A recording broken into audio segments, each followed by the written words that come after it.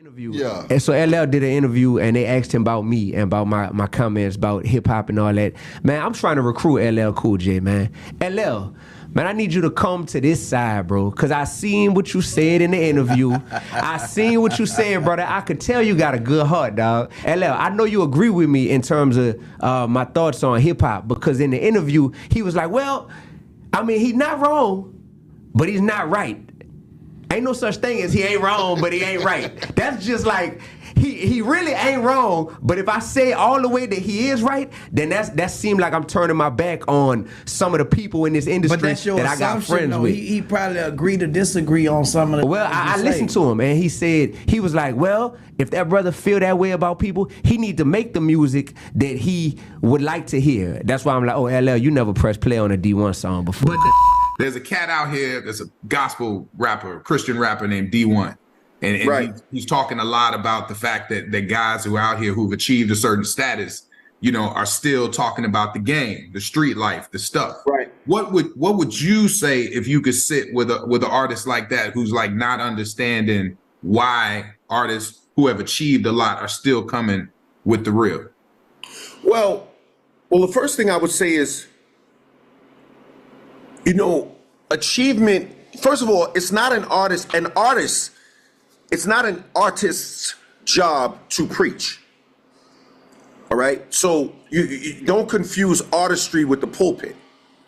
Doesn't mean that they shouldn't, but it's not a prerequisite to being an artist. Picasso didn't have to paint about something else. If he chose to paint about, he didn't live on a farm, let's say, anymore, so he shouldn't paint bulls anymore. The flip side of that is, I do understand what he's saying. I get it. I respect it. But you also have to remember that accolades and success aren't necessarily a sign of mental evolution. Okay. So what you're doing is you're saying, because you have X amount of platinum albums, you should speak about this. But here's my thing is that that person may not be there with you on that level, thinking like that. So sometimes you have to kind of reserve the moral judgment. You know what I'm saying? And just remember that the human experience that person has been through is the thing that's going to fuel their artistry. Now, is there room for artists like even a song like Saturday Night Special? Saturday Night Special is not glorification, and I'm not demonizing either. It is a true tale of what goes on in the world that can apply, whether it's in the street, the boardroom, or wherever, right? Yeah. But sometimes what I would say to the artist, to him, in the most positive way is, you do it. Like, if you want, you know what I mean? Like, if you want people to hear a certain message that angers you, that puts that fire in your belly, write the song. Yeah. And put it out. Yeah. That's your job. That is your assignment. Maybe that's what God is putting in your heart. A calling. That's your call. That's your calling. So answer the call. Make the album that you think we need to hear. And that would be a beautiful thing. There You you know, go. because I can't make this artist say that. I can't make Bruce Springsteen sing about, you know, he was singing about the USA, but now that, you know, because of what's going on, he has to go, like, he sings what he sings, she does what she does, Bob Marley writes what he writes. Some of them are evolved, some people talk from a different level, everybody's at a different point of human evolution and creativity. So, you know, I don't begrudge with, I don't think he's wrong, I just don't think he's right. I think it's a matter of you do what's right for you. You know what I'm saying? Because remember, always remember, it's kind of like, it's like kind of asking a basketball player, why at this point don't you go left more? Dude, this is how I play my game. Your game is your This is my game. Your game is your game. So you go left. What's up, everybody? This is the world famous Ed Lover, and you are watching Forgotten Kings TV. That's right, Forgotten Kings TV. Come on, son. Let's talk about it, y'all. Recently, LL Cool J was asked his thoughts about rapper Dee-1 criticizing rappers such as Rick Ross, Fat Joe, Meek Mill, and others who, you know, still rap about the street life, the drug culture well into their, late 30s, 40s and 50s, right? At this point, they moving on their way into, being elders within the culture. And we have all these issues that affect our people, especially when we're talking about hip hop, the substance that's being put into these records, the image that's being depicted. So, of course, why not ask someone like LL Cool J, a legend who's been in this game for several decades? And of course, LL wanted to be cautious in his response because, again, with this media, they just take a sound bite. Next thing you know, they want to make it seem as if LL is hating on someone, right? So I get it. Him being, one of the elders in this rap game, one of the innovators, the pioneers, you get what I'm saying, that opened the door to inspire so many generations of rappers to come after him. I get it. You know what I mean? Not to mention, let's be clear, he just put out a record with Rick Ross and Fat Joe. So perfect opportunity to ask him the question.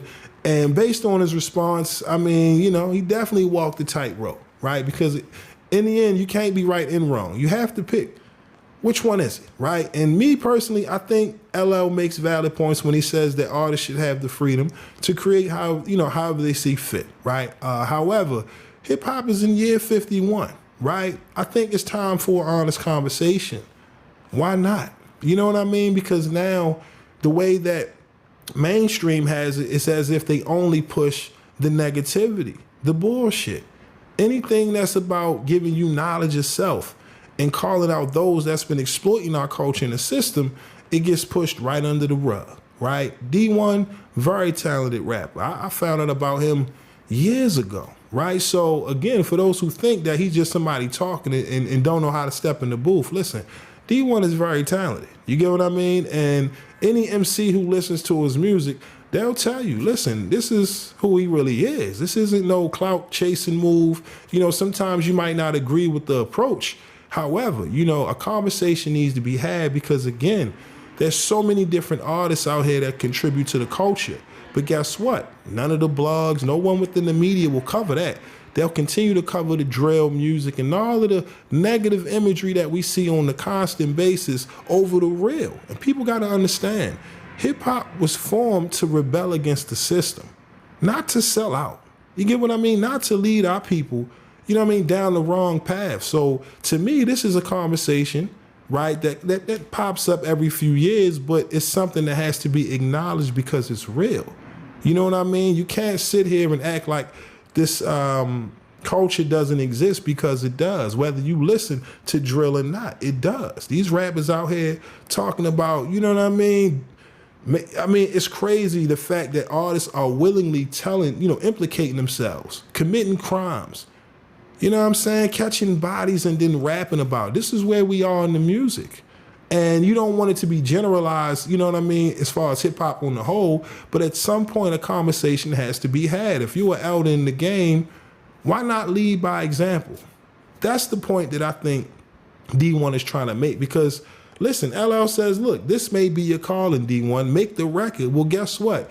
The climate of the industry now, it wouldn't matter who made that record. It wouldn't, make it to these streaming platforms because that's the way the industry designed. But I bet you if Dee-1 did a record with SenseiRip, it'd be one of the most played songs you hear all day, every day. So this is the point that, Dee-1 is trying to make. At some point, there has to be accountability on behalf of the artist. Again, if you're not a conscious rapper, I get it. You get what I mean? Do what works for you. But at some point, we have to come back to the round table and have a conversation because it's getting out of hand. And people want the real back, right? And hip-hop wasn't created for this, okay? It was always created to rebel against the system. And this is why people are fed up. That's why the garbage rap ain't selling, right? And these artists who do put out these records all these years later, you get what I mean? It's not really doing nothing. So again, I'm curious to hear, what are your thoughts on LL's comments about Dee-1? Also, what are your thoughts on his response? Do you think LL and Dee-1 should have a conversation? You know what I mean? Share this conversation in front of the world, because to me, I think it's a serious conversation that needs to be had, especially since we moving in the year 51, 52 of hip hop. At some point, we got to have the honest dialogue within ourselves. So again, let me know your thoughts on this back and forth between LL and Dee-1 down below. But that's all I got for y'all today. My name is SenseiRip. Till next time. Peace. Y'all know the MREC room etiquette. Peace, you now tuned in to MREC TV.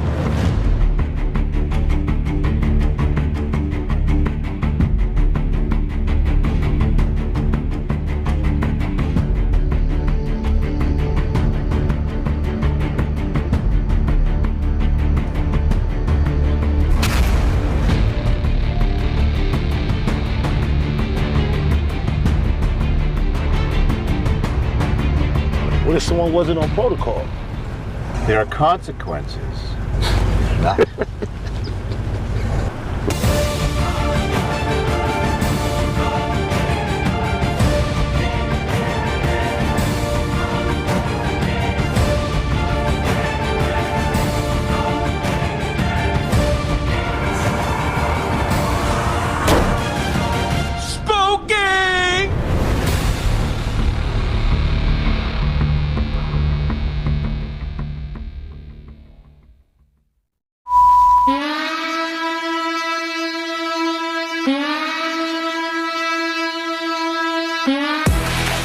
We the Knockout Kings of Comedy. This your boy, Reggie Curl, you know what I'm saying? This is my cousin, Stroncho, you know what I'm saying? We coming by.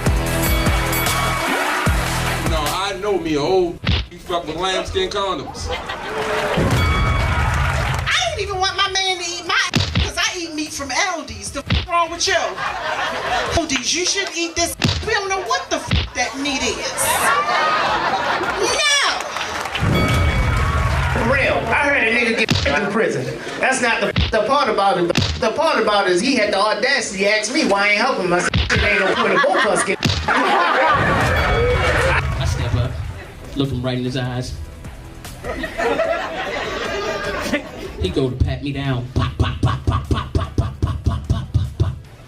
$20, homeboy. I'm like, no sir!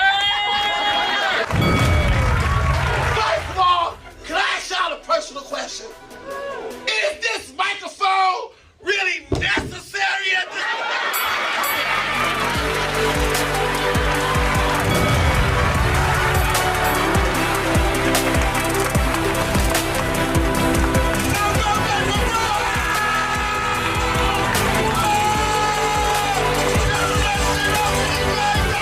Come on, we knock y'all out. We knock y'all with punchline, punchline, punchline. You know how we turn. Give me a second.